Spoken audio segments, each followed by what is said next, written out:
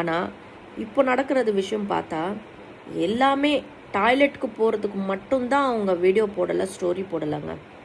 Otherwise எல்லாத்துக்குமே அவங்க story போட்டுக்கிட்டு வீடியோ போட்டுக்கிட்டு அசிங்கப்படுத்திட்டு எல்லாரையும் இருக்காங்க.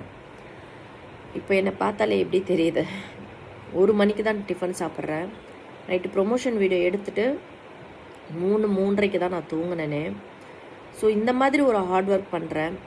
எல்லோரும் சத்த போட போட தான் நான் அந்த ஃப்ரீ ப்ரொமோஷன் கான்செப்ட் விடக்கூடாது பண்ணிகிட்ருக்கேன். அதுவே நீங்கள் ஃப்ரீயாக காசு கொடுத்து வாங்கி பண்ணுறது தான் ஃப்ரீ அப்படின்ற மாதிரி சொல்கிறாங்க.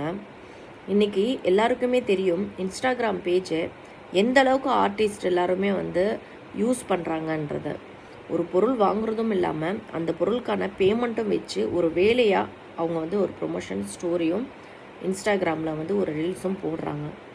நான் அப்படி பண்ணுறேன்னா ஒருத்தவங்க கிட்ட நான் ₹1 கூட வாங்காமல் ஒரு விஷயம் நான் ஃப்ரீயாக பண்ணிகிட்ருக்கேன். பேசுகிறவங்க அவங்களே ₹15,000 ஆகுமா ஒரு கொலாபரேஷன் அவங்க பேஜில் போடுறதுக்கு, பிகாஸ் அவங்க செலிப்ரிட்டியாக. அப்போ நாங்கள்லாம் யாருங்க? நாங்கள்லாம் இத்தனை வருஷமாக நம்ம இருக்கோம். ஸ்டில் இன்னி வரைக்கும் நான் மீடியாவில் இருக்கேன், ஒரு சீரியலில் ஆக்ட் பண்ணிகிட்ருக்கேன். ஸோ நாங்கள்லாம் யார்?